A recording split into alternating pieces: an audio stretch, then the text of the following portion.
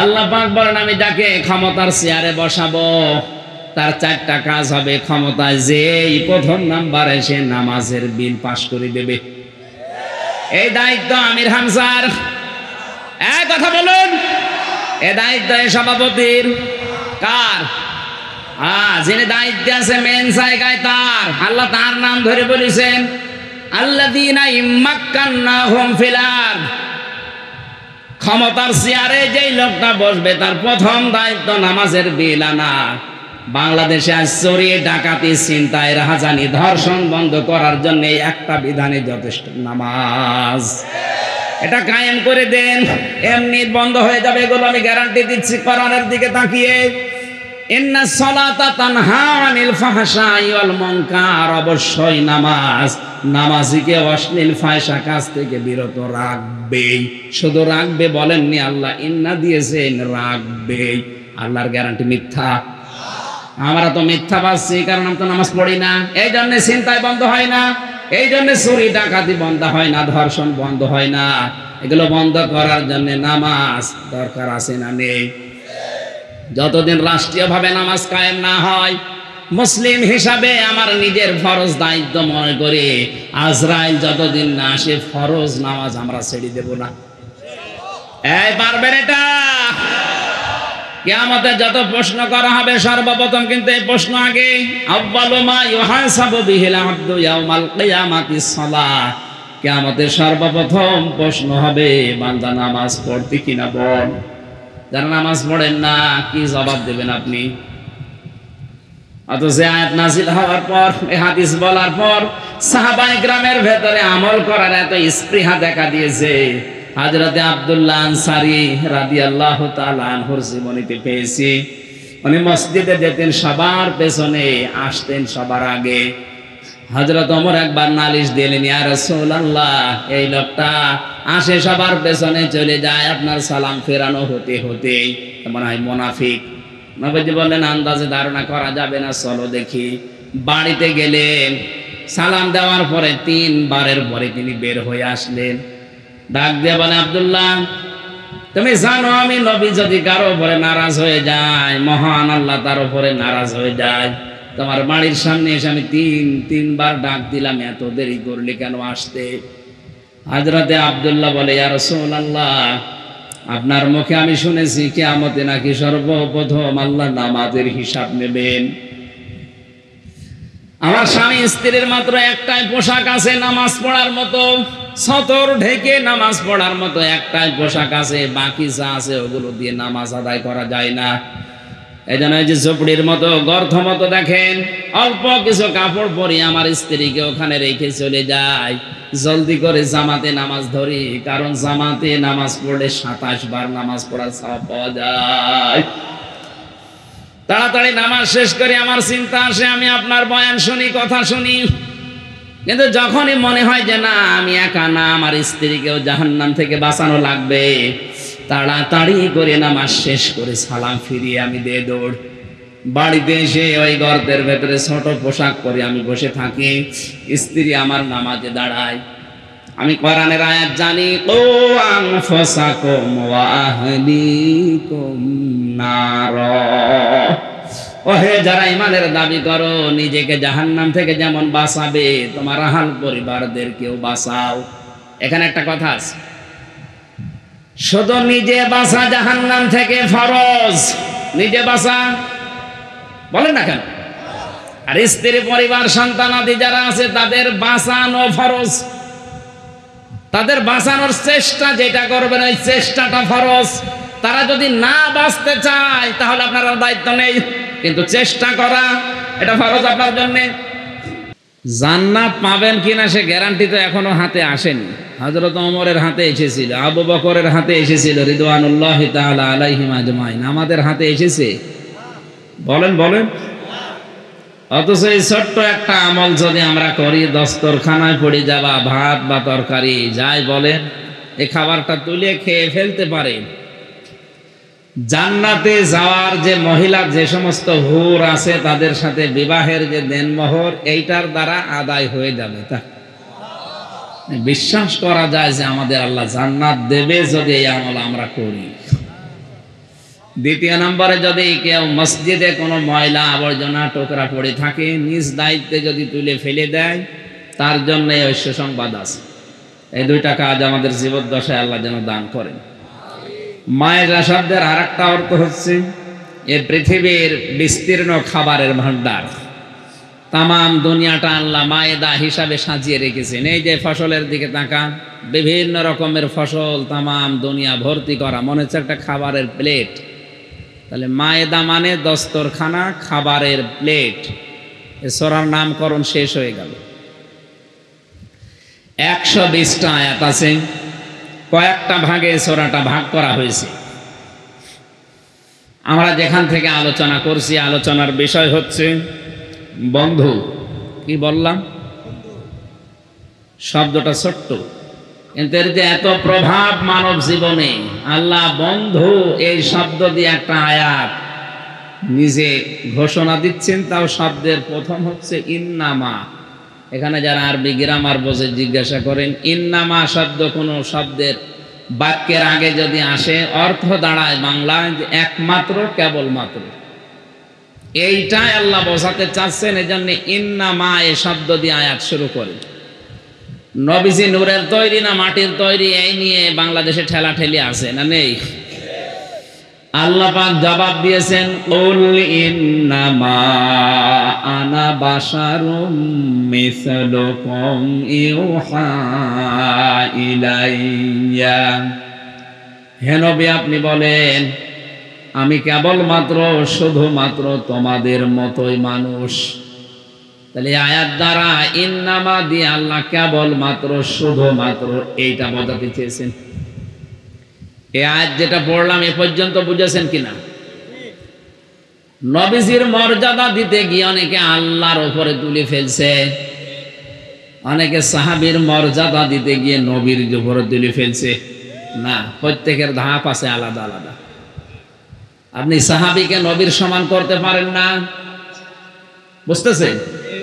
তামাম দুনিয়ার সব সাহাবী মিলে একজন নবীর মর্যাদা পাবে। তামাম দুনিয়ার সব নবী রাসূল মিলে আল্লাহর মর্যাদা পাবে। যেখানে যার স্থান ওইটা ওই জায়গায় ওখানে দেওয়া লাগবে। আল্লাহ পাক বলেন, নবী আপনি তামাম দুনিয়ার মানুষকে এই কথা বলেন, আমি কিন্তু কেবলমাত্র, শুধুমাত্র তোমাদের মতোই মানুষ। হ্যাঁ, পার্থক্য আছে। ইউহা ইলাইয়া, আমার প্রতি ওহী আসে, তোমাদের প্রতি আসে না, এইটাই পার্থক্য। তাছাড়া আপনি যাই ফতোয়াবাজি করেন না কেন, এই আয়াত কোরআন থেকে আপনি তুলে দিতে পারবেন। আপনার মহব্বত তো কোরআনের আয়াতের উপরে যেতে পারে না। কথা বুঝতেছেন? হ্যাঁ, আমি নিচে নামলাম না। ইন্নামা শব্দ দিয়ে আল্লাহ এই আয়াত তার এই বক্তব্য শুরু করছেন, বলতে চাচ্ছেন কেবলমাত্র, শুধুমাত্র তোমাদের বন্ধু এই পৃথিবীতে।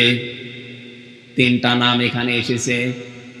বন্ধুত্বের প্রভাব এত বেশি, দুনিয়া তৈরি হওয়ার পর থেকে আজকের এই দিন পর্যন্ত, কিয়ামত পর্যন্ত এর প্রভাব মানব জীবনে থাকবে। ফেরাউনের নাম শুনলে মানুষ গালি দেয়, অথচ তার জীবনী আমি তাফসিরে ফি জিলালিল কোরআনে পড়ে দেখেছি, লোকটা অত খারাপ ছিল না।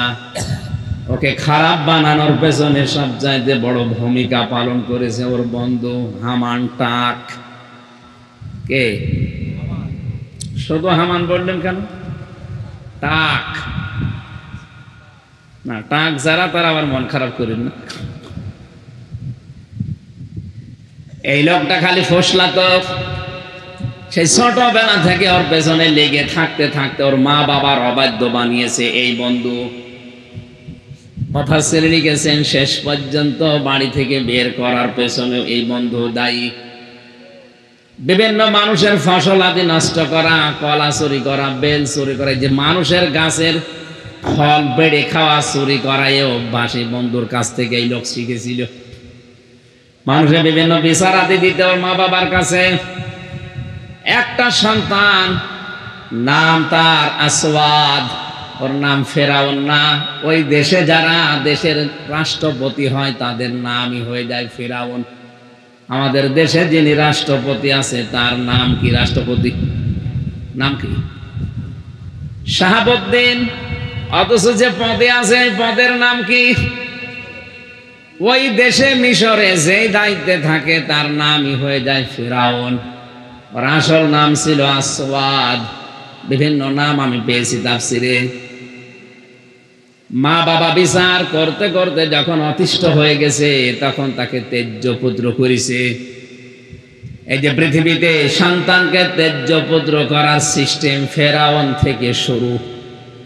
এটা ফি জিলালিল কোরআনে আছে। তাম দুনিয়াতে যত অবাধ্য সন্তানকে মা বাবার সহ্য করতে না পেরে শেষ পর্যন্ত সম্পর্ক ছেদ করে বাড়ি থেকে তাড়িয়ে দেবে, এর একটা প্রভাব অবশ্যই সন্তানের উপরে মা বাবার উপরেও পড়বে। একটা গনার কাজ, এটা জায়েজ না। এই গনার কাজের কারণে যে গনা হবে ফেরাউনের আমলনামায় যে জমা হবে। পৃথিবীতে যত অবৈধ হত্যা সংগঠিত হচ্ছে তার একটা পার্সেন্টেজ যেমন হযরতে আদম নবীর সন্তান কাবিলের আমলনামায় যেতে আছে, কারণ প্রথম মানুষ হত্যাকারী এই লোক। এই কথা বোঝেন আমার? অবৈধভাবে অবাধ্য সন্তানকে বাড়ি থেকে সম্পর্ক সেট করে তাড়িয়ে দেয়, আমরা যাদেরকে তেজ্য পুত্র বলে জানি। বাড়ি থেকে বের হয়ে রাস্তায় দেখা ওই বন্ধু হামানের সাথে কি হয়েছে, কোথায় যাও? মা বাবা আমারে আর বাড়িতে রাখে নাই, তাড়িয়েছে। আমার অবস্থা ওই, চলো আমরা দেশ থেকে চলে যাই। পাশের রাষ্ট্রই ছিল মিশর, চলে গেছে ওখানে। ওখানে যাবার পর আমার ঘটনা বলার উদ্দেশ্য না, আমার উদ্দেশ্য হচ্ছে এই লোকটাকে, এই যে একেবারে বাড়ি থেকে বের হয়ে যাওয়া একটা নিঃস্ব মানুষ, এখান থেকে মিশরের বাদশাহ এবং সর্বশ্রেষ্ঠ খোদা দাবি করার পেছনে ভূমিকা ছিল বন্ধু হামানের।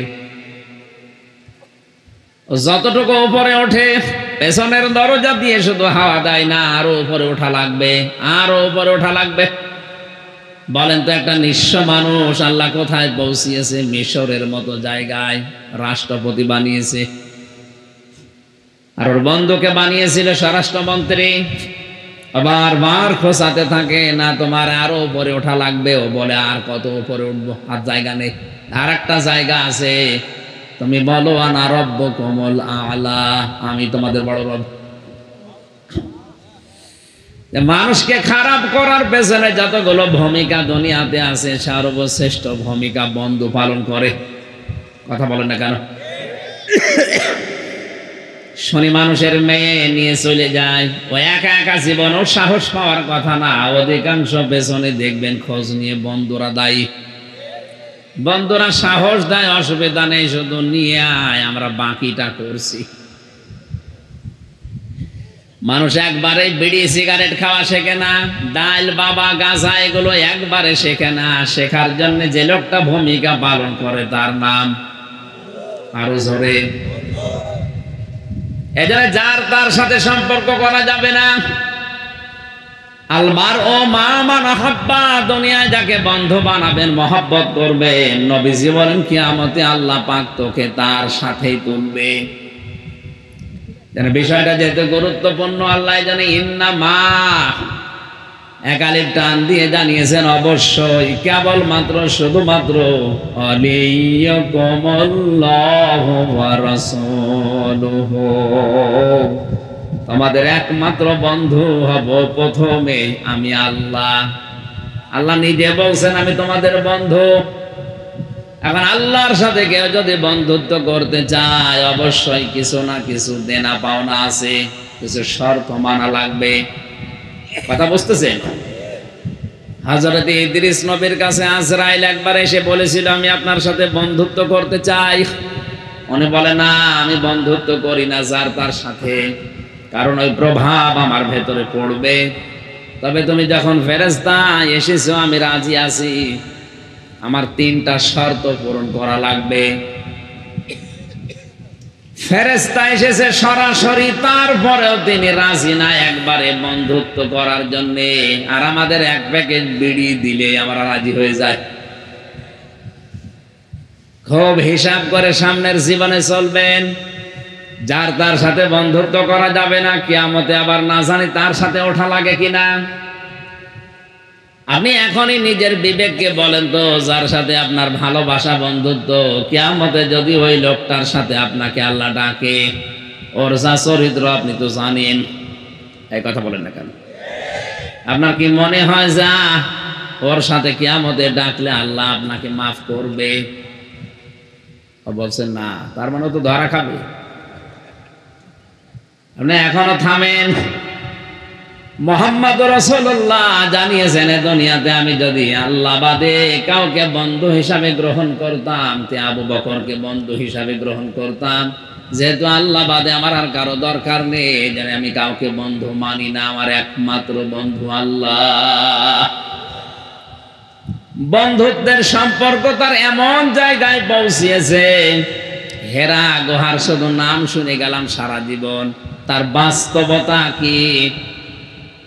এই যে গারে সূর যেখানে নবীজি পালিয়েছিলেন 3 দিন 3 রাত, কাফেররা ওই জায়গায় দাঁড়িয়ে কথা বলছে, ভেতর থেকে শোনা যাচ্ছে।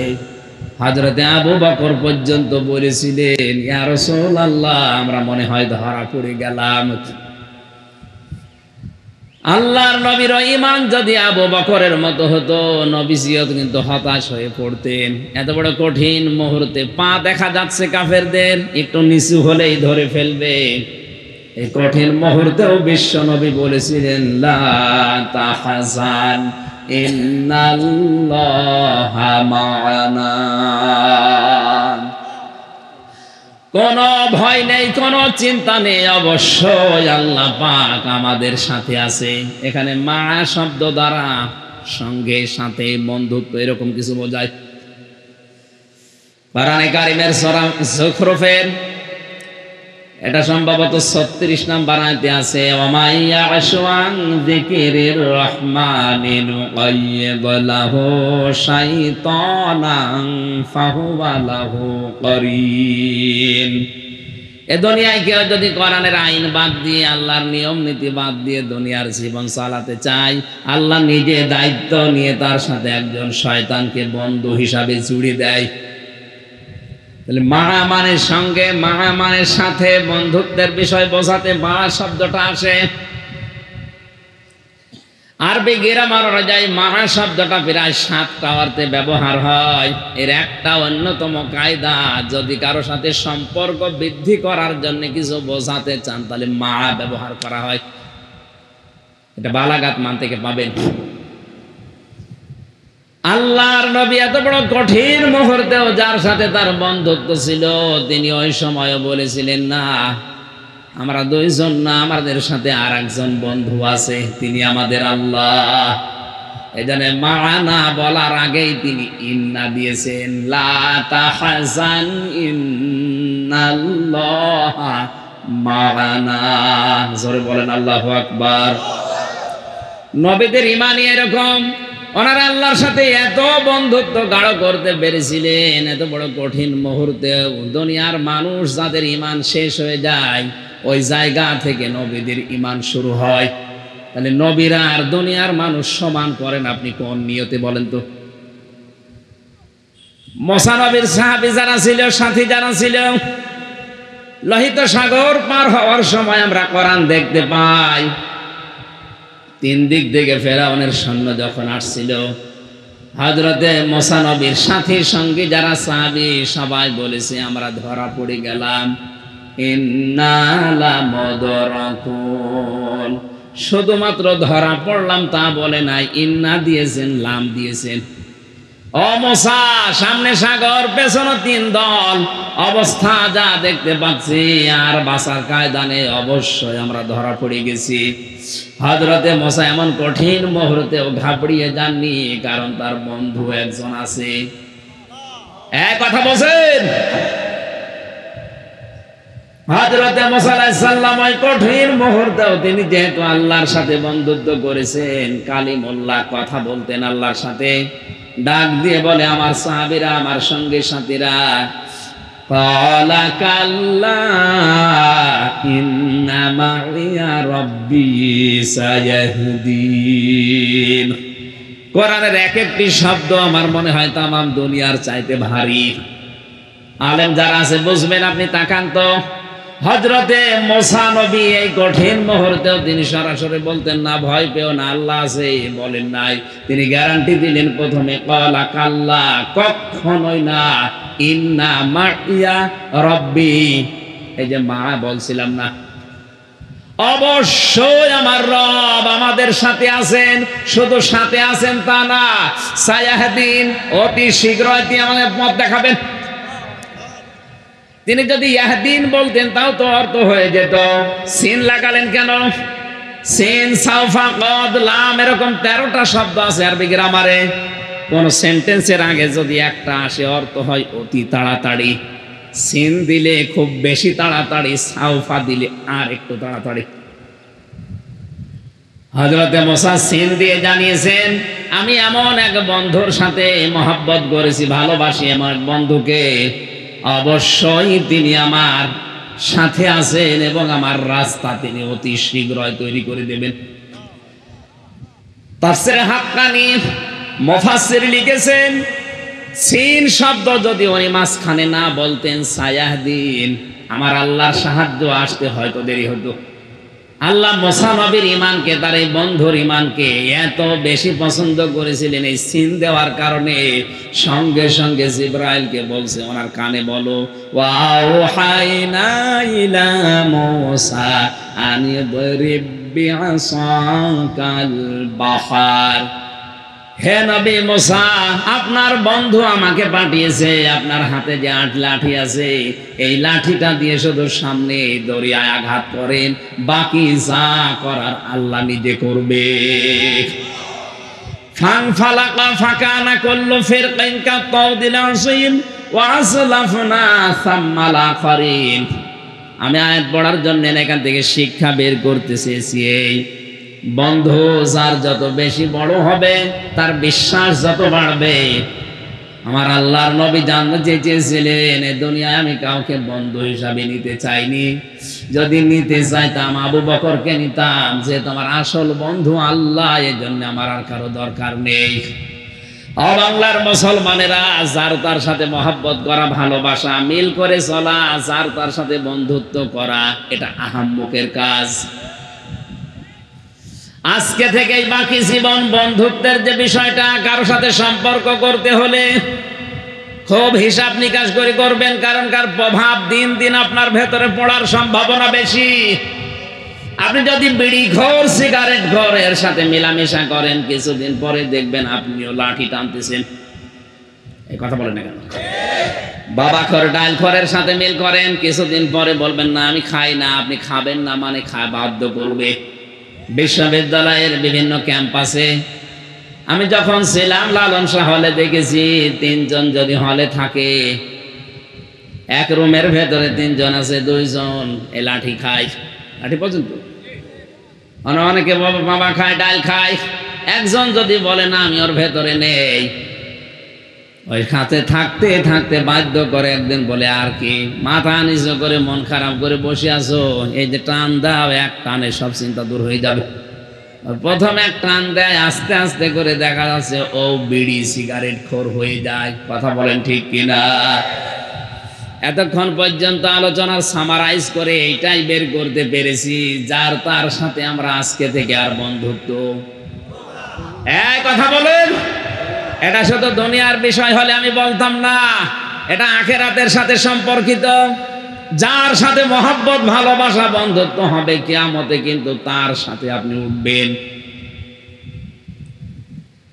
আল্লাহ জানে ইন্নামা শব্দ দিয়ে আয়াত শুরু করলেন, কেবলমাত্র শুধুমাত্র তোমাদের বন্ধু আমি আল্লাহ। আল্লাহু ওয়ালিয়ুল্লাযীনা আমানু, আমি আল্লাহ কার বন্ধু জানো? দুনিয়ায় যারা ঈমান আনে, আমি আল্লাহ নিজে তাদের বন্ধু হয়ে যাই। 750 কোটির উপরে মানুষ এই দুনিয়ায়, মাত্র 175 কোটি মানুষের আমাদের ঈমান আছে, আমরা দাবি করি আমরাই শুধু আল্লাহর বন্ধু, বাকি যা আছে 550 কোটি সব আল্লাহর শত্রু। বন্ধুর বিপরীত শব্দ কি? এক কথা বলছেন আপনি আর যাই করেন, হ্যাঁ বন্ধুত্বের হয়তো লেভেল আছে, আপনি ওই লেভেলে যেতে পারেননি। বন্ধু এমন একটা গুরুত্বপূর্ণ শব্দ, কোরআনে কারিমে আল্লাহ আয়াত নাযিল করেছেন বন্ধুর ব্যাপারে, আলা ইন্না আউলিয়া আল্লাহি লা খাউফুন আলাইহিম ওয়ালা হুম ইয়াহজানুন। সূরা ইউনূসের 62 নম্বর আয়াত। ওই ভালো করে জেনে রাখো, আলা শব্দটা সাবধান করার জন্য দেওয়া হয়। এইজন্য আলা সাবধান, ইন্না আউলিয়া আল্লাহ, আমি আল্লাহর ওলি যারা, বন্ধু যারা, ওলির বহু বচন আউলিয়া, আমার বন্ধু যারা, তাদের কোনো ভয় নেই, চিন্তা নেই। এ গ্যারান্টি কার? আরো জোরে বলেন। এখন বন্ধু তো হওয়া লাগবে। এখন যদি বলেন আমারও তো ঈমান আছে, আমিও বন্ধু, না। বন্ধু যদি কেউ দাবি করে, ঈমান যদি তার ভেতরে থাকে, অবশ্যই সে ঈমানের জন্য নিরাপত্তা পাবে এবং হেদায়েতের উপরে থাকবে। আল্লাযীনা আমানু ওয়া লাম ইয়ালবিসু ঈমানাহুম বিযুলমিন ঈমানিহিম বিযুলমিন উলাইকা লাহুমুল আমনু ওয়া হুম মুহতাদুন। একটু খেয়াল করবে না, যারা ঈমান আনে এদেরকে বন্ধু বলে ঘোষণা দিলেন কে? বলেন বলেন। যারা ঈমান আনে আমি আল্লাহ তাদের বন্ধু। এই বন্ধুর কি কাজ জানো? ওয়ালাম ইয়ালবিসু ঈমানাহুম বিযুলমিন, আমার এই বন্ধুরা ঈমান এনেছে, এই জন্য তাদের ঈমানের সাথে জুলুমের লিবাস পরাবে না।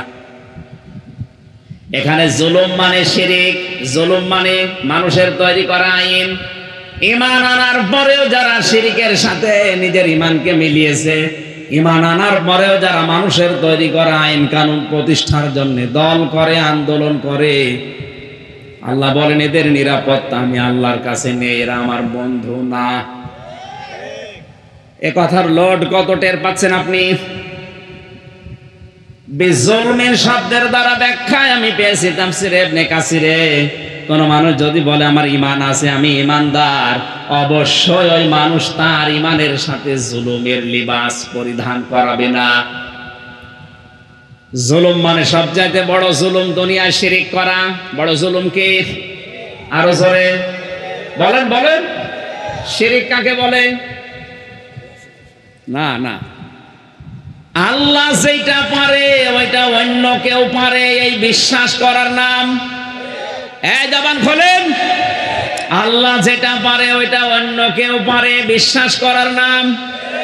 মন থেকে জবাব দেবেন, এই পৃথিবী চালাতে যে আইন লাগে এটা দিতে পারে শুধুমাত্র কে? এটা আমি বানালাম নাকি? ইয়াকুলুনা হাল্লানা মিনাল আমরি মিন শাইইন, সূরা আলে ইমরান 164 না 54 নাম্বার আয়াতের মাঝের অংশে আছে। এটা 4 নাম্বার পারার 9 নাম্বার পৃষ্ঠার 3 নাম্বার লাইনে পাবেন। আল্লাহ পাক বলেন, হে নবী, ওরা জিজ্ঞাসা করে যে দুনিয়া তৈরি করেছে, এ দুনিয়া চালাতে তো আইন লাগে, এই আইন তৈরি করার ক্ষমতা আমাদের আছে? আপনি বলছেন মানে? আল্লাহ নিজে পরের আয়াতে জবাব দিচ্ছে, কুল ইন্নাল আমরা কুল্লাহু লিল্লাহ। হে নবী, আপনি দুনিয়ার মানুষকে এই কথা বলেন যে আইন তৈরি করার একমাত্র ক্ষমতা কার? আরো জোরে। সুতরাং আল্লাহর এই ক্ষমতা যারা নিজের হাতে তুলে নিয়েছে, আপনি বলেন তো এই মানুষগুলো তাদের ঈমানের সাথে এই জুলুমকে একসাথে করে আল্লাহর সাথে শিরিক করছে কিনা? এজন্য আল্লাহর তৈরি করা আইন থাকার পরেও যারা নিজের আইন তৈরি করে ব্যক্তি, পরিবার, সমাজ, রাষ্ট্র চালাতে চায়, আর এর জন্য যারা দল করে, আন্দোলন করে, যারা মিছিল মিটিং করে, সময় দেয়, টাকা দেয়, সবগুলো মুশরিক। কথার অর্থ আপনি বুঝবেন না আমি জানি, কারণ আপনি যদি বুঝেও থাকেন না বোঝার ভান করবেন, আপনি মনে করবেন বুঝে ফেললেই তো সমস্যা, পরে বুঝবো। এক ছেলে শুধু ফুল তোলে বাগানের মালিকের ছেলে যে বলছে, চাচা আপনার ছেলে খালি আমার বাগানের ফুল ছেড়ে আপনি একটু নিষেধ করতে পারেন না? চাচা বলছে, ভাতিজা নিষেধ করে করবো কি, ওর মাথা একটু খারাপ, এই কারণে ফুল ছেড়ে, অন্য কিছু না। ভাতিজা বলছে, চাচা ওর মাথা যদি খারাপ হবে, আমার বাগানের পাশে তো আপনার বাগান, আমার বাগানের ফুল প্রতিদিন ছেড়েতে, আপনার বাগানের ফুল তো ছেড়ে না। চাচা বলতে, ভাতিজা ওর মাথা খারাপ, অত খারাপ না। বাংলা ভাষায় সহজ কথা বললাম, শিরিক কি বুঝেছেন আমি জানি, কিন্তু না বোঝার ভান করে আছেন। বুঝলে আপনি আর ফুল ছিঁড়তে পারবেন না। আমি আবার রিপিট করছি, ঈমান আনলে আপনি আল্লাহর বন্ধু। বন্ধু হতে হলে ঈমানের সাথে কোনোদিন আপনি শিরিকের, জুলুমের, মানুষের তৈরি করা আইনকে লেবাস পরাতে পারবেন না। তাহলে আল্লাহর পক্ষ থেকে আপনি নিরাপত্তার বাইরে চলে যাবেন। পরের শব্দ এটা, উলাইকা লাহুমুল আমন, যারা তাদের ঈমানের সাথে এই লেবাস পরাবে না, শিরিকের, জুলুমের, কুফরের, মানুষের তৈরি করা আইনের, এই মানুষগুলোকে আমি আল্লাহ বলছি এরা নিরাপত্তা পেয়ে গেছে এবং এরাই হেদায়েত প্রাপ্ত। জোরে বলেন সুবহানাল্লাহ। এজন্য বন্ধুর অনেক বড় দায়িত্ব আছে। আল্লাহ যেহেতু আমাদের বন্ধু, এই জন্য আল্লাহর দায়িত্ব আমাদের উপরে কি, আর আমরা যেহেতু আল্লাহর বন্ধুত্ব এখন স্বীকার করব, আমাদেরও দায়িত্ব আছে না নেই? আমি কি বোঝাতে পারছি কথা? আল্লাহ যদি আমার বন্ধু হয়, আল্লাহর দায়িত্ব কি বলেন তো? না না, সূরা বাকারা 3 নম্বর পারা 2 নম্বর পৃষ্ঠার 1 নম্বর লাইনের 257 নম্বর আয়াত এটা। আল্লাহ বলেন, ঈমান যারা আনে আমি আল্লাহ তাদের বন্ধু হয়ে যাই। আমি যদি কারো সাথে বন্ধুত্ব করি, আমার একটা দায়িত্ব পড়ে যায়। কি জানো? ইখরিজুহুম মিনাজ যুলুমাতি ইলান নূর, আমি আল্লাহ নিজে তাদেরকে অন্ধকার থেকে বের করে আলোর দিকে নিয়ে যাই। এখানে অন্ধকার মানে রাতের অন্ধকার না, পানির নিচের অন্ধকার না। এখানে অন্ধকার মানে মানুষের তৈরি করা নিয়ম নীতি। কথা বলছেন? তামাম দুনিয়া যারা চালাচ্ছে আজ মানুষের নিয়ম নীতি দিয়ে, এখানে 24 ঘন্টা তামাম দুনিয়া আতঙ্কে আছে। জেলখানার উপরে লেখা আছে এটা সংশোধনাগার। কে বলেছে সংশোধনাগার? একদিন জেলার যে দেখি বলছে একজনকে, আরে বেটা, গাঁজা খাওয়ার জন্যই তোরে পুলিশে ধরে এই জেলে দিয়েছে, আর গাঁজার গাছ লাগিয়েছে জেলের ভেতরে। হ্যাঁ, এই যে গাজীপুরের কাশেমপুরের 4 নম্বর কারাগার, আমি নিজে সাক্ষী। জেলার এসে দেখে একদিন চাচামেচি করছে, কি হয়েছে স্যার? বলছে এই ব্যাটারে গাঁজা খাওয়ার জন্য পুলিশে ধরে দিয়েছে জেলে, আরো গাঁজার গাছ লাগিয়েছে। সংসদ ভাবে মানুষ হয় না, ওভাবে সম্ভাবনা ব্রিটিশের তৈরি করা এই নিয়ম নীতি দিয়ে আজ আমরা 53 বছর স্বাধীন হওয়ার পর ওইটাই চালাচ্ছি। কেন? সংশোধন করার জন্য কোরআনে আল্লাহ যে নিয়ম নীতি দিয়েছে ওইটা ফলো করা যাচ্ছে না। ওখানে ভেতরে কাজ করলে তারে 9 মাসে বছর করে দেয়, কারো 8 মাসে বছর করে দেয়। আমার মনে হয় এই নিয়ম নীতিটা থাকার পাশাপাশি যদি এইটা করে দিত সরকার, আইন সংশোধন করে জেল কোর্টে যারা ফাঁসির আসামি, যারা যাবজ্জীবন 30 বছর জেল খাটা লাগবে, সেখানে 22 বছর থাকলে মাফ হয়ে যায় 8 বছর। ওরা যদি বলে দেওয়া যেত যে কোরআন যদি শিখতে পারো, মুখস্থ করতে পারো, বুঝতে পারো, তাহলে তোমার প্রতি পাড়ায় পাড়ায় 1 বছর করে মাফ। কয়েকদিন আগে একজন আলেম জেল থেকে বের হয়েছে, মাওলানা মাহমুদুল হাসান। ওর 17 পারা মুখস্থ ছিল, বাকিটায় 3 বছরে। বয়স আমার চাইতে বড়, আমার 33 ওনার 40। এই বয়সে পড়া কোরআন মুখস্থ করে বের হয়েছে। তাও তোমার 24 ঘন্টা তালা মেরে রাখতে, এই জন্য চিন্তা ঝামেলায় ছিল। আর যাদের সবসময় ছাড়া থাকে ভেতরে, ওদেরকে যদি এই অফার দিত, আমার মনে হয় কোরআন মানুষদেরকে এমনি সংশোধন করে ফেলতো। ভেতরে যাওয়ার পরে অনেকের রাগ আরো বৃদ্ধি হয়, বাইরে এসে ওই রাগ খাটায়, তখন আরো মার্ডার করে। এজন্য সংশোধনের ভাবে হয় না। বাস্তবতা আমরা যেদিকে নিয়ে যাচ্ছি, আল্লাহ পাক যেহেতু আমাদের বন্ধু, উনি আমাদের সাথে বন্ধুত্ব করতে চান। ওনার দায়িত্ব আমাদের মানুষের তৈরি করা নিয়ম নীতির এই অন্ধকার থেকে বের করে আল্লাহর নিয়ম নীতি আলোর দিকে উনি নিয়ে আসতে চায়। সিস্টেম অপর পৃষ্ঠায় দেখুন, আল্লাহ পাক বলেন, আমি আল্লাহ যদি কারো বন্ধু না হয়ে শয়তান যদি কারো বন্ধু হয় কি করবে জানো? আল্লাযীনা কাফারু, বলে কি, হ্যাঁ, আউলিয়াউহুমুত তাগুতু ইখরিজুনাহুম মিনান নূরি ইলাজ যুলুমাত। আল্লাহ পাক বলেন, শয়তান যদি কারো বন্ধু হয়ে যায়, এই তাগুত কারো বন্ধু হলে তারও দায়িত্ব আছে। সে কি করে জানো? আলোর পথ থেকে বের করে অন্ধকারের দিকে নিয়ে যায়। এখানে আলো আল্লাহ এক বচন দিয়েছেন, আর জুলুমাত বহু বচন দিয়েছেন। এজন্য অন্ধকারের পথ হাজারো, শিরিকের পথ অন্ধকারের পথ, কুফরের পথ অন্ধকারের পথ, বেদাতের পথ অন্ধকারের পথ, জুলুমের পথ অন্ধকারের পথ। এক কথা বুঝতেছেন? মানুষের তৈরি করা আইন এগুলো অন্ধকারের পথ। শয়তান মানুষদেরকে আল্লাহর ইসলাম থেকে বের করে করে ওই সমস্ত জুলুম, শিরিক, কুফর, বেদাতের দিকে নিয়ে যায়। এটা তার বন্ধুত্বের দাবি। এজন্য আমাদের উচিত হচ্ছে, আমরা যদি আল্লাহর সাথে বন্ধুত্ব করি, আল্লাহ পাক যদি আমাদেরকে এই নিয়ম নীতি অন্ধকার থেকে বের করে ইসলামের দিকে, আলোর দিকে নিয়ে আসে, তাহলে বুঝবেন আপনি আল্লাহর বন্ধু হয়েছেন। এবার আসেন শর্তে।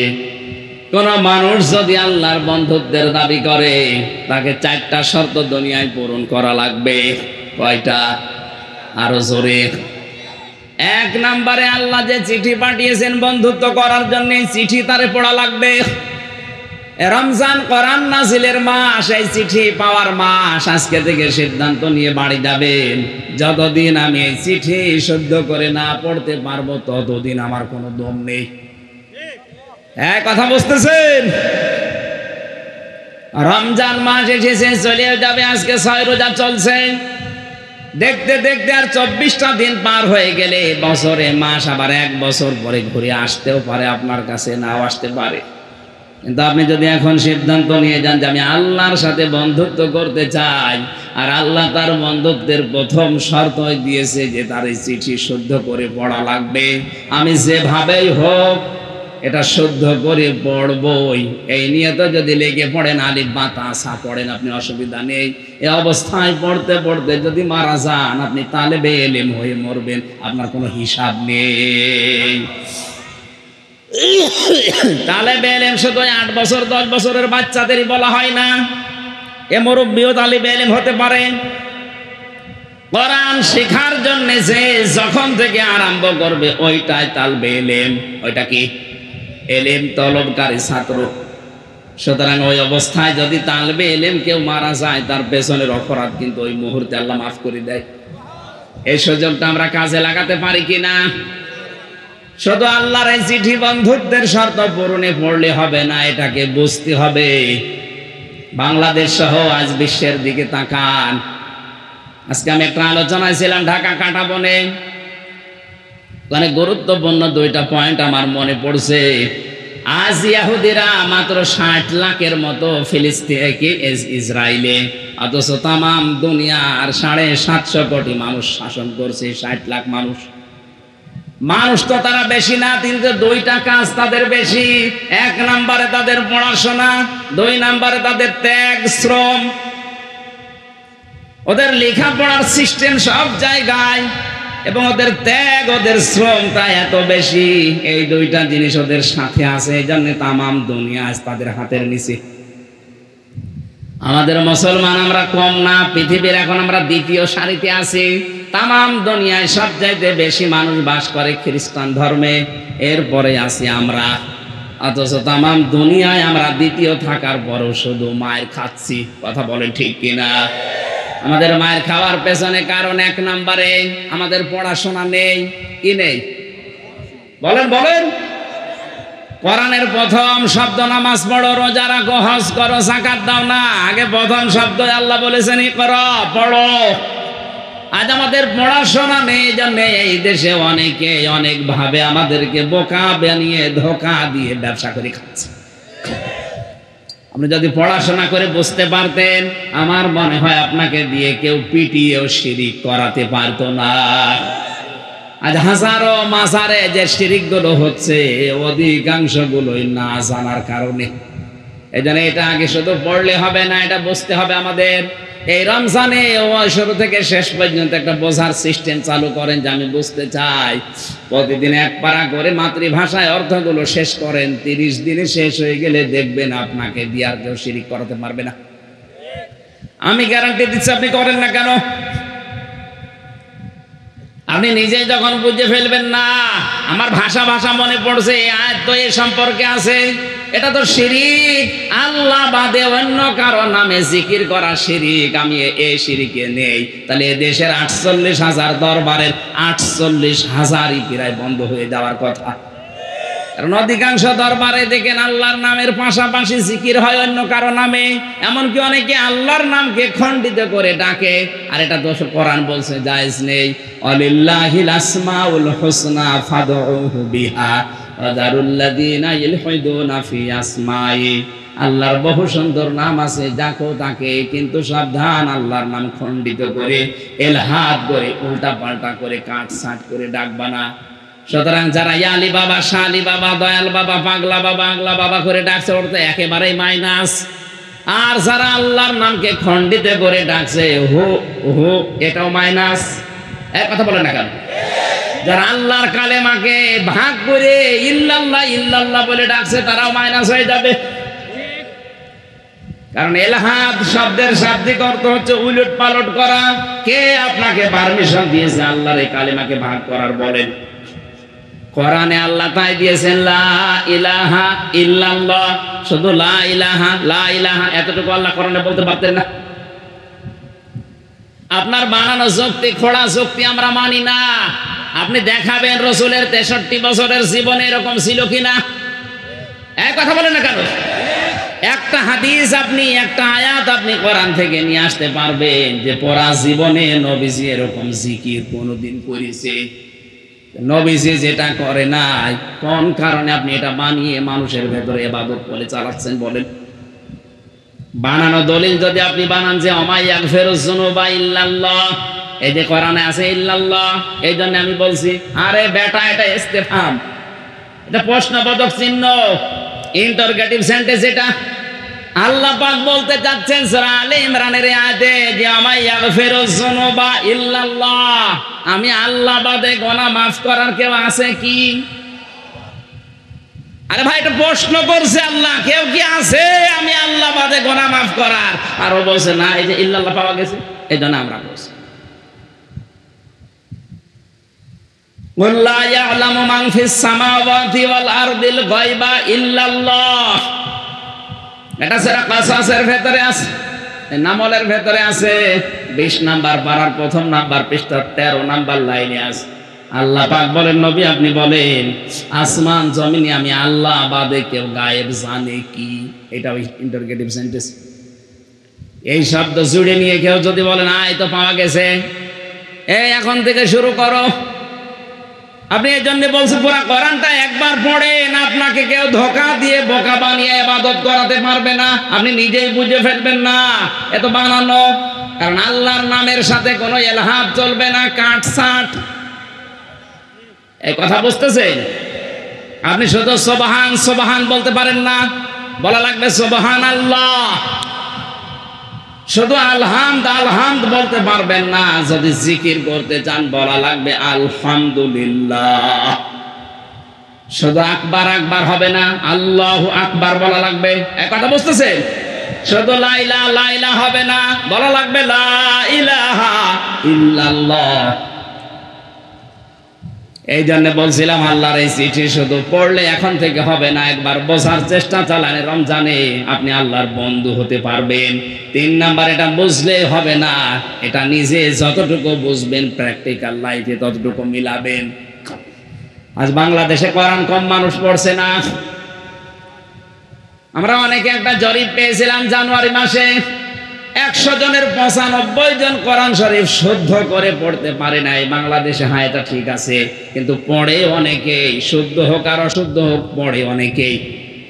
আমাদের প্রধানমন্ত্রী যিনি, উনিও পর্যন্ত তাহাজ্জুদের নামাজ পড়ে, ফজরের নামাজ পড়ে, কোরআন পড়ি, এরপরে যায় অফিসে। কথা বলছেন কেন? ওর যাই পড়েছে কোরআন, যাই বুঝেছে ওই অনুযায়ী যদি প্র্যাকটিক্যাল লাইফে মিলাতে যেত, এই দেশের কোনো টাকা বেগম পাড়ায় পড়ে থাকতো না।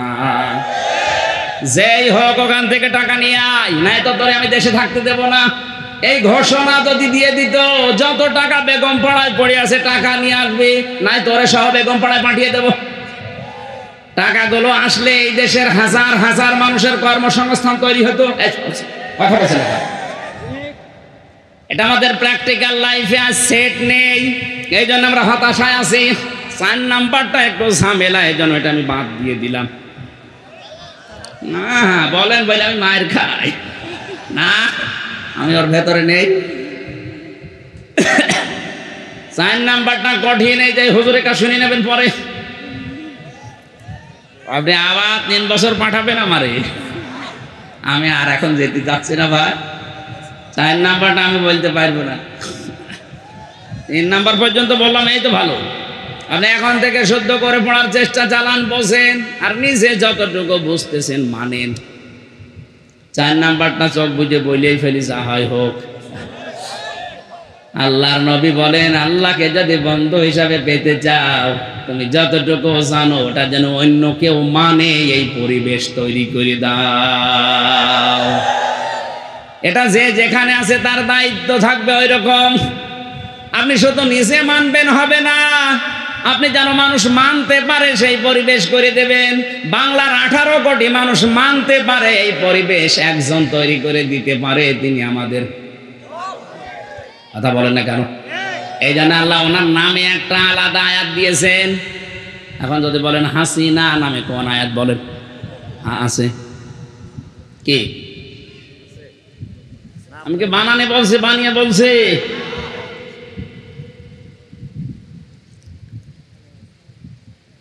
সূরা নিসা 5 নাম্বার পারা 8 নাম্বার পৃষ্ঠা 3 নাম্বার লাইনের শেষের দিকে আয়াতটা আছে। আমাদের প্রধানমন্ত্রীর নামই আল্লাহ ধরেছে, আমি ধরতে পারলাম না। আল্লাহ পাক বলেন, মাইয়ুতিইল্লাহা ওয়ার রাসূলা ফাউলাইকা মা'আল্লাযীনা আন'আমাল্লাহু আলাইহিম মিনান নাবিয়্যিনা ওয়াস-সিদ্দীকিনা ওয়াশ-শুহাদা'i ওয়াস-সালিহিন ওয়া হাসানা উলাইকা রাফীকা। আল্লাহ ওনার নামে একটা আয়াত দিয়েছেন, সূরা হাজর 41 নাম্বার আয়াত। আল্লাযীনা ইম্মাক্কান্নাহুম ফিল আরদি আকামুস সালাতা ওয়া আতাবুজ যাকাহ ইলা আখিরি আয়াত। আল্লাহ পাক বলেন, আমি যাকে ক্ষমতার চেয়ারে বসাবো তার 4টা কাজ হবে। ক্ষমতায় যেই প্রথম নাম্বারে সে নামাজের বিল পাশ করে দেবে। এই দায়িত্ব আমির হামজার। এক কথা বলুন, এ দায়িত্ব সভাপতির। কার? যিনি দায়িত্বে আছে মেন জায়গায় তার। আল্লাহ তার নাম ধরে বলেছেন, আল্লাযীনা ইম্মাক্কান্নাহুম ফিল আরদ। ক্ষমতার চেয়ারে যেই লোকটা বসবে তার প্রথম দায়িত্ব নামাজের বিল আনা। বাংলাদেশে আজ চুরি, ডাকাতি, ছিনতাই, রাহাজানি, ধর্ষণ বন্ধ করার জন্য একটা বিধানে যথেষ্ট, নামাজ। এটা কায়েম করে দেন, এমনি বন্ধ হয়ে যাবে এগুলো, আমি গ্যারান্টি দিচ্ছি। কোরআনের দিকে তাকিয়ে, ইন্নাস সালাতা তানহা আনিল ফাহশাই ওয়াল মুনকার, অবশ্যই নামাজ নামাজিকে অশ্লীল ফাহশা কাজ থেকে বিরত রাখবেই। শুধু রাখবে বলেননি আল্লাহ, ইন্না দিয়েছেন রাখবেই। আল্লাহর গ্যারান্টি মিথ্যা? আমরা তো মিথ্যা বাসছি, কারণ আমি তো নামাজ পড়ি না। এই জন্য ছিনতাই বন্ধ হয় না, এই জন্য চুরি ডাকাতি বন্ধ হয় না, ধর্ষণ বন্ধ হয় না। এগুলো বন্ধ করার জন্য নামাজ দরকার আছে না নেই? যতদিন রাষ্ট্রীয়ভাবে নামাজ কায়েম না হয়, মুসলিম হিসাবে আমার নিজের ফরজ দায়িত্ব মনে করে আজরাইল যতদিন না আসে ফরজ নামাজ আমরা ছেড়ে দেব না। এই পারবেন এটা? কিয়ামতে যত প্রশ্ন করা হবে সর্বপ্রথম কিন্তু এই প্রশ্ন আগে, আউয়ালু মা ইউহাসাবু বিহিল আবদু ইয়াউমাল কিয়ামাতিস সালাহ। কিয়ামতে সর্বপ্রথম প্রশ্ন হবে বান্দা নামাজ পড়তে কিনা বল। যারা নামাজ পড়েন না কি জবাব দেবেন আপনি? অথচ আয়াত নাযিল হওয়ার পর, এই হাদিস বলার পর সাহাবায়ে কেরামের ভেতরে আমল করার এত স্পৃহা দেখা দিয়েছে। হযরতে আব্দুল্লাহ আনসারী রাদিয়াল্লাহু তাআলা আনহুর জীবনীতে পেয়েছি, উনি মসজিদে যেতেন সবার পেছনে, আসতেন সবার আগে। হযরত ওমর একবার নালিশ দিলেন, ইয়া রাসূলুল্লাহ, এই লোকটা আসে সবার পেছনে, চলে যায় আপনার সালাম ফেরানো হতে হতে, মনে হয় মুনাফিক। নবীজি বললেন, আন্দাজে ধারণা করা যাবে না, চলো দেখি। বাড়িতে গেলেন, সালাম দেওয়ার পরে 3 বারের পরে তিনি বের হয়ে আসলেন। ডাক দিয়ে বলে, আব্দুল্লাহ, তুমি জানো আমি নবী যদি কারো উপরে নারাজ হয়ে যায়, মহান আল্লাহ তার উপরে নারাজ হয়ে যায়। তোমার বাড়ির সামনে এসে আমি 3 বার ডাক দিলাম, এত দেরি করলে কেন আসতে? হযরতে আব্দুল্লাহ বলে, ইয়া রাসূলুল্লাহ, আপনার মুখে আমি শুনেছি কিয়ামতে নাকি সর্বপ্রথম আল্লাহ নামাজের হিসাব নেবেন। আমার স্বামী স্ত্রীর মাত্র একটাই পোশাক আছে নামাজ পড়ার মতো, সতর ঢেকে নামাজ পড়ার মতো একটাই পোশাক আছে, বাকি যা আছে ওগুলো দিয়ে নামাজ আদায় করা যায় না। এই জন্য যে ঝুপড়ির মতো গর্ত মতো দেখেন, অল্প কিছু কাপড় পরি আমার স্ত্রীকে ওখানে রেখে চলে যায়, জলদি করে জামাতে নামাজ ধরি, কারণ জামাতে নামাজ পড়লে 27 বার নামাজ পড়ার সওয়াব পাওয়া যায়। তাড়াতাড়ি নামাজ শেষ করে আমার চিন্তা আসে, আমি আপনার বয়ান শুনি, কথা শুনি, কিন্তু যখনই মনে হয় যে না, আমি একা না, আমার স্ত্রীকেও জাহান্নাম থেকে বাঁচানো লাগবে, তাড়াতাড়ি করে নামাজ শেষ করে সালাম ফিরিয়ে আমি দিয়ে দৌড়। বাড়িতে এসে ওই গর্তের ভেতরে ছোট পোশাক পরে আমি বসে থাকি, স্ত্রী আমার নামাজে দাঁড়ায়। আমি কোরআনের আয়াত জানি, ও আনফুসাকুম ওয়া আহলিকুম নার, ওহে যারা ঈমানের দাবি করো, নিজেকে জাহান্নাম থেকে যেমন বাঁচাবে, তোমার আহল পরিবারদেরকেও বাঁচাও। এখানে একটা কথা আছে, শুধু নিজে বাঁচা জাহান্নাম থেকে ফরজ, নিজে বাঁচা বলেন না কেন? আর স্ত্রী পরিবার সন্তানাদি যারা আছে তাদের বাঁচানো ফরজ, তাদের বাঁচানোর চেষ্টা যেটা করবেন ওই চেষ্টাটা ফরজ। তারা যদি না বাঁচতে চায় তাহলে আপনার আর দায়িত্ব নেই, কিন্তু চেষ্টা করা এটা ফরজ আপনার জন্যে। আপনি নামাজের কথা, রোজার কথা, পর্দার কথা স্ত্রীকে বললেন, ও যদি আপনার হুকুম মতো না চলে তখন আপনার আর দায়িত্ব নেই, কিন্তু আপনাকে চেষ্টা করা লাগবে। চেষ্টা যে সমস্ত ধরনগুলো আছে, 7 বছরে নামাজের আদেশ দাও, 10 বছরে নামাজ পড়তে বলো, 12 বছরে নামাজ না পড়লে পিটিয়ে বের করে দাও, 15 বছরে নামাজ আদায় না করলে ওর সাথে সম্পর্ক ত্যাগ করো। এরকম কঠিন সিস্টেমগুলো যদি আপনি পালন করতে পারেন, আমার কথা বুঝতেছেন? তো আমরা মনে করছি না দায়িত্ব তো পালন করেছি, বললাম খোকা নামাজ পড়লো না, আমি করবো কিনা? যে ধাপগুলো আছে ধাপগুলো আগে মেনে নেন। স্ত্রীর ক্ষেত্রে ওই রকম 4 কারণে বউ পিটানো জায়েজ আছে। এটা আবার কেটে সেটে বাদ দিয়ে বললো না যে হুজুর বউ পিটানোর পক্ষে কথা বলিস, এমনি ঝামেলায় আছে, মহিলার বদদুয়া করে। স্ত্রীর গায়ে হাত তোলা জায়েজ আছে 4টা কারণে। যদি কেউ ফরজ নামাজ না পড়ে বউ, তাহলে পিটিয়ে হলেও নামাজ পড়ানো লাগবে। ফরজ নামাজ বউ পড়ে না, এই জন্য পিটিয়েছেন। কয়দিন? হাত তোলেন তো।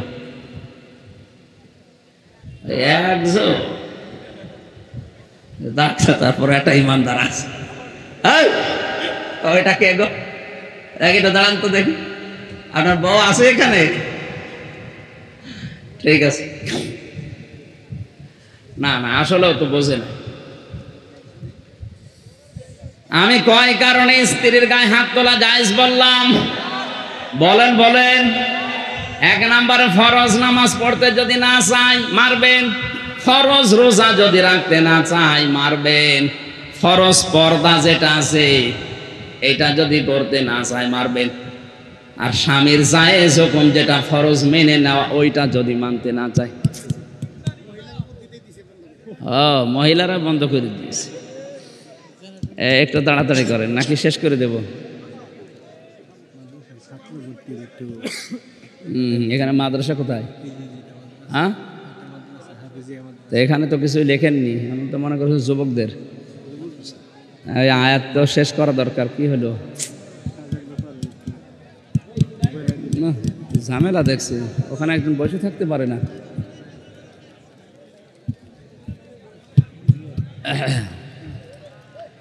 সুবহানাল্লাহ আলহামদুলিল্লাহ লা ইলাহা ইল্লাল্লাহ সুবহানাল্লাহ।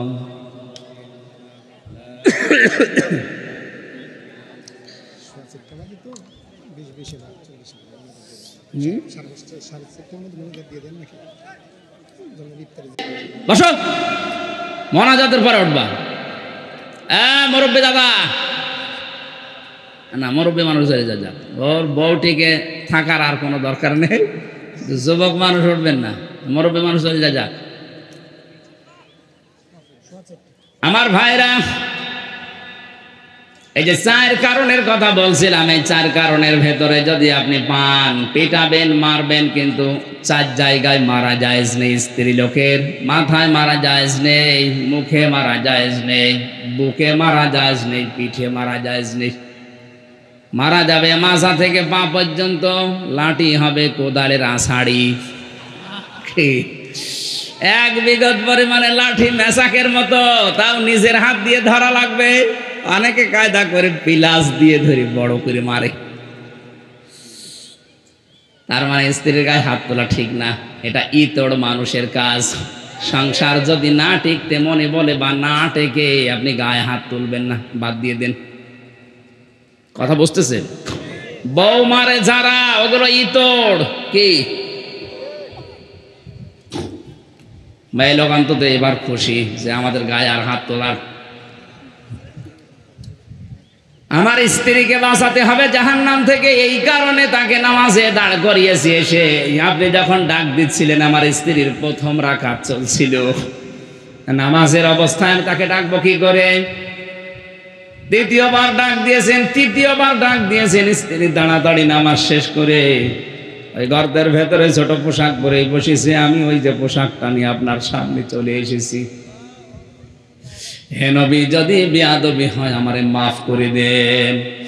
বিশ্ব নবী আমার কেঁদে ফেললেন, ডাক দিয়ে বলে, সাহাবীরা কি মনে করছিলে তোমরা? আর এর অবস্থা কোন জায়গায় পৌঁছিয়েছে?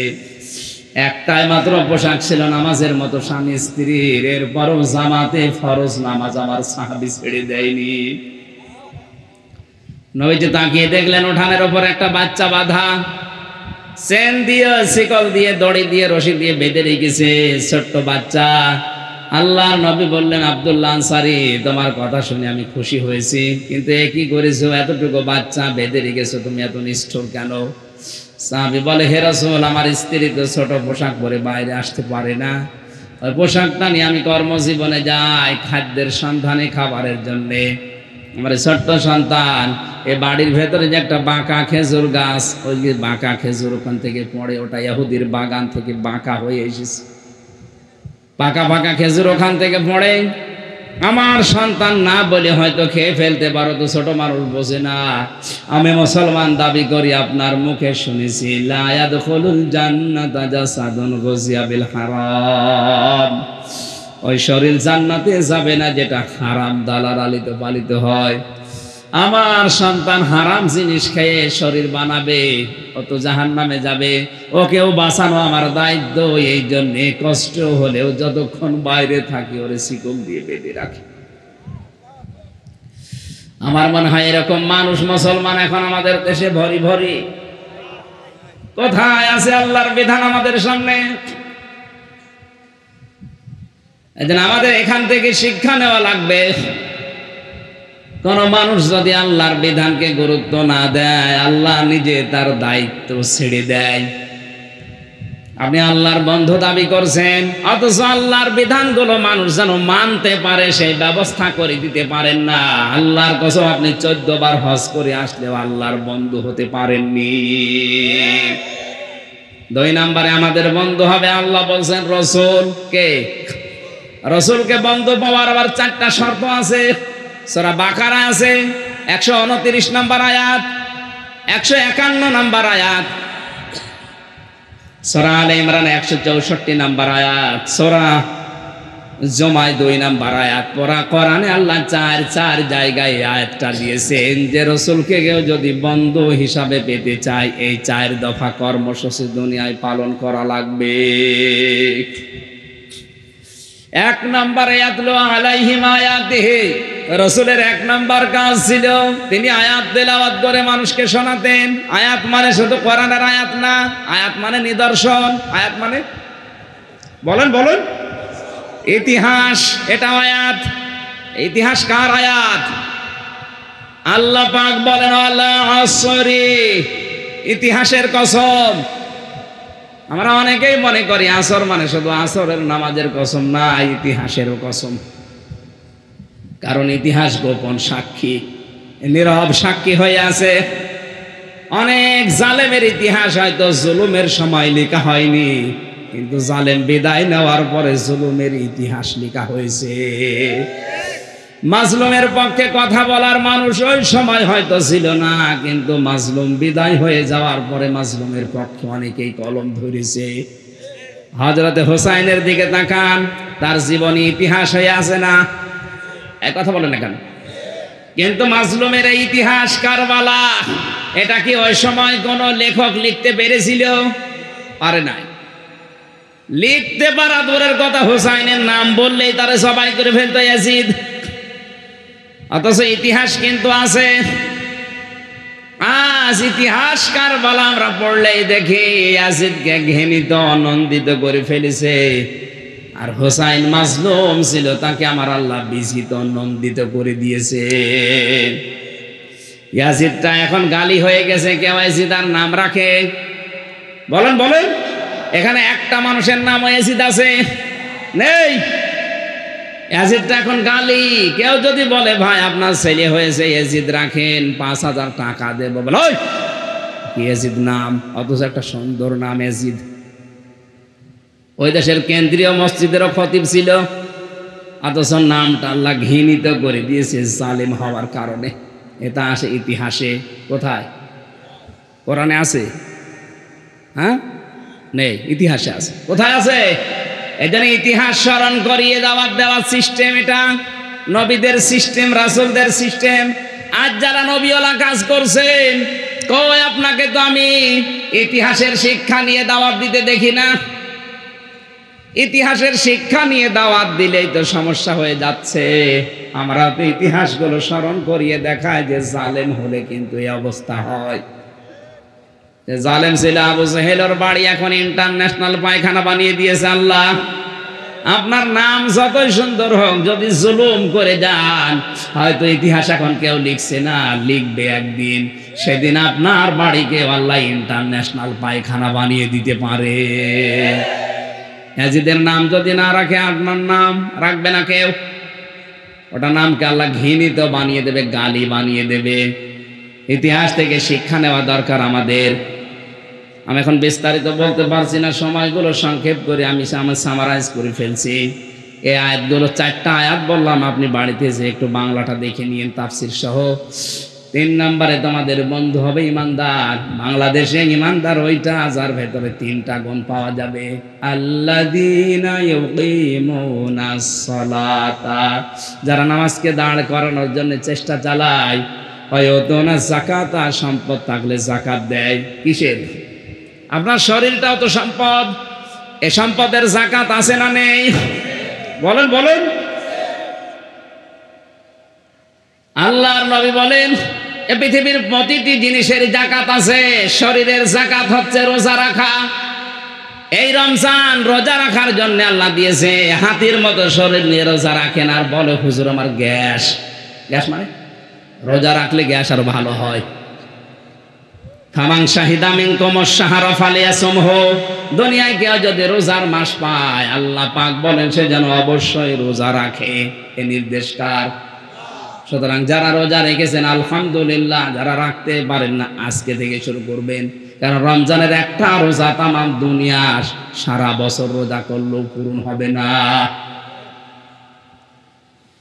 প্রতিটি জিনিসের যাকাত হিসাব করে যারা দেয়, সম্পদের যাকাত এই যে এখন শুরু করছে অনেকে, এমন এমন চালাক মানুষ আছে 7.5 ভরি সোনা হলে যাকাত দেওয়া লাগে, এই জন্যে 7 ভরি কিনে আর হাফ ভরি কিনে না, বলে দরকার নেই। অন্যান্য সম্পদ আবার আলাদা আলাদা কিনে রেখেছে, 7 ভরি পর্যন্ত শেষ, 7.5 ভরি আমি জীবনও করব না।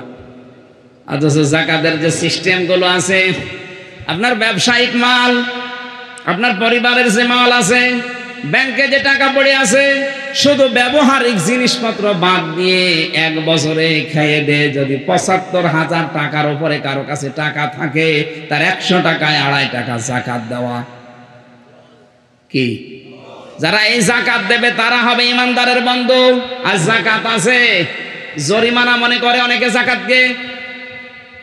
অহুম রাকিউন, যারা রুকুকারীদের সাথে রুকু করে, তার মানে আল্লাহর বিধানকে সমাজে প্রতিষ্ঠা করার জন্য যারা ঐক্যবদ্ধ হয়। রুকু মানে শুধু এভাবে মাথা নত করা না, আল্লাহর বিধানকে রূপ দেওয়ার জন্য যারা ঐক্যবদ্ধ হচ্ছে, এরাই রুকুকারী। এই 3টা গুণ যাদের ভেতরে আছে, এই মানুষগুলো হচ্ছে ঈমানদার। আর এদের সাথে বন্ধুত্ব করার নির্দেশ কার? এই আয়াতটা মেনে চলার তৌফিক আল্লাহ তুমি আমাদের দান করো, বলেন আমিন। সম্মানিত মা বোন যারা এসেছে, বিশ্বনবী মুহাম্মদ রাসূলুল্লাহ আপনাদেরকে মেরাজের রাতে জাহান্নামে দেখেছেন 2টা কারণে। 1 নম্বরে ওরা কথা লাগালাগি করে, তালাতালি করে বেশি, এর কথা ওর কাছে লাগিয়ে সম্পর্ক নষ্ট করে দেয়। আর 2 নম্বরে স্বামীর নাফরমানি করে, সারা জীবন ঠিক আছে, হঠাৎ একটা জিনিস কম হলে খুঁটা দেয়। এরকম বউ আছে কার? হাত তোলেন তো। যাকে একজন, আমার এই ওয়াজ করার দরকার নেই। সম্মানিত মা বোনেরা, আমি আশা করছি আমার এই ছোট্ট কথায় আপনি বুঝতে পেরেছেন জাহান্নামে যাওয়ার কারণ কি। এখন থেকে তালাতালি করার অভ্যাস বাদ দেবেন। দুনিয়া একদিকে যাক, আপনি তালাতালি করবেনও না, এ গীবত কারো কাছে শুনবেনও না। যেখানে গীবত শুরু হবে আস্তে করে উঠে চলে যাবেন। আর গীবত তো করাই যাবে না। 2 নম্বরে স্বামীর নাফরমানি না। আপনার স্বামী তো আর ফেরাউন না, এত বড় জানোয়ার মার্কা স্বামী দুনিয়ায় কারণে, তারপরও আসিয়া কোনোদিন স্বামীর নামে বরদোয়া দেয়নি। এই জন্য আল্লাহ নিজে তার জন্য জান্নাতে ঘর বানিয়েছে। আর আপনার স্বামী এত সুন্দর স্বামী পেয়েছে, এরপরও সারা জীবন মাথার ঘাম পায়ে ফেলে লোকটা চেষ্টা চালাচ্ছে সুখে রাখার জন্যে। একটা শাড়ি কম হলে বাবা মা তুলে গালি দেয় আর বলে তোর ঘরে এসে জীবনে কিচ্ছু পেলাম না, তোর আমল আখলাক নামাজ রোজা পর্দা সব শেষ। আল্লাহ মেয়েদের হেফাজত করো, বলেন আমিন। একজন মহিলাকে আল্লাহ নিজে সালাম দিয়েছেন জীবিত অবস্থায়, যার নাম খাদিজা, এ স্বামী ভক্তির কারণে। আল্লাহ মেয়েদেরকে খাদিজা আসিয়ার মতো হওয়ার তৌফিক দাও, আমিন। এটা একটা মাদ্রাসা মনে হয় না? ছেলে মেয়েদেরকে আগে এখানে নুরানিতে 3 বছর পড়াবেন, এরপরে ডাক্তার, ইঞ্জিনিয়ার, বৈজ্ঞানিক, এসি যা বানাবেন, কোনো অসুবিধা নেই।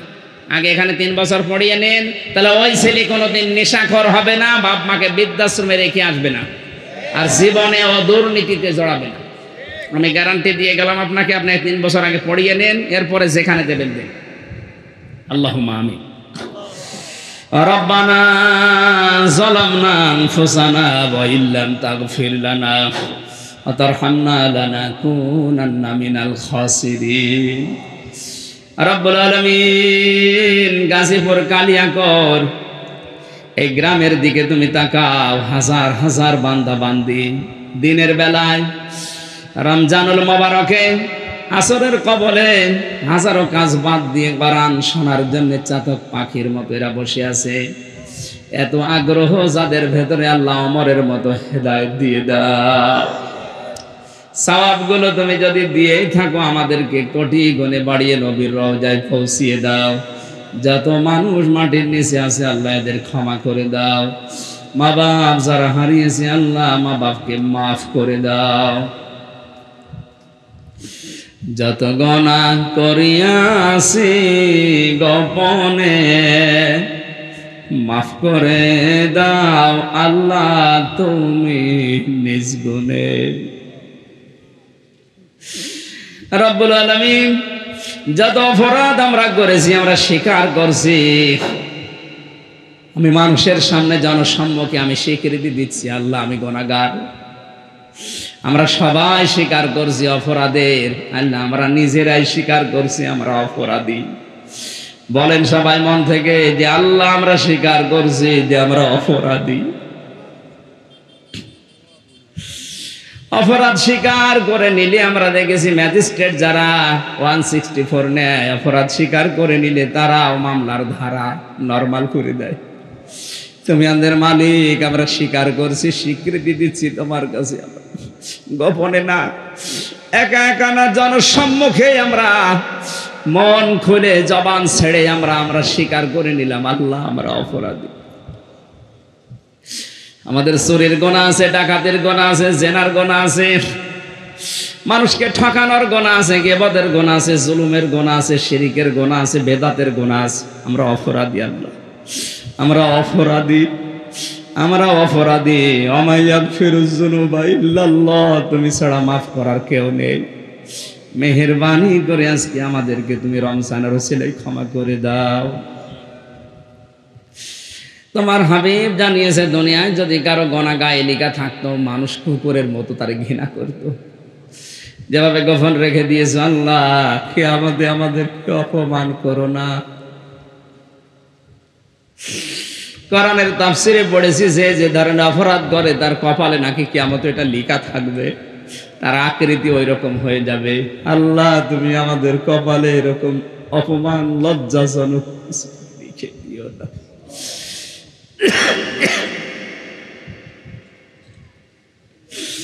তুমি যদি মাফ না করো বান্দাকে, বলো তোমার বান্দা যাবে কার কাছে? এ মাহফিলের আয়োজন যারা করেছে, শোনার জন্য যারা এসেছে, নারী পুরুষকে কবুল করে নাও। রমজানুল মোবারকে একটা টাকা দিলে 70 টাকার সওয়াব পাওয়া যায়। যে যেভাবে এগিয়ে এসেছে, আল্লাহ তাদের দানকে ওইভাবে কবুল করে নাও। বাকি রোজাগুলো হক আদায় করে করার তৌফিক দাও। সন্তানাদি যাদের দিয়েছো তাদেরকে তুমি মানুষের মতো মানুষ বানাও। স্ত্রী স্বামীর ভেতরে মহব্বত পয়দা করে দাও। বাকি জীবনটা আমাদেরকে শিরিক বেদাত মুক্ত হয়ে ইমানের উপরে টিকে থাকার মতো পরিবেশ তৈরি করে দাও। আমার কণ্ঠটা আল্লাহ তুমি আগের মতো আবার ফিরিয়ে দাও। আমার জ্ঞান বাড়িয়ে দাও। সহজ সরল ভাষায় তোমার বান্দাদের কোরআনে কারিম হাদিস বোঝাতে পারি, সেই তৌফিক আমাকে ভিক্ষা দাও। যখনই মরণ আসবে যেন একবার হলেও আমরা পড়ি লা ইলাহা ইল্লাল্লাহু মুহাম্মাদুর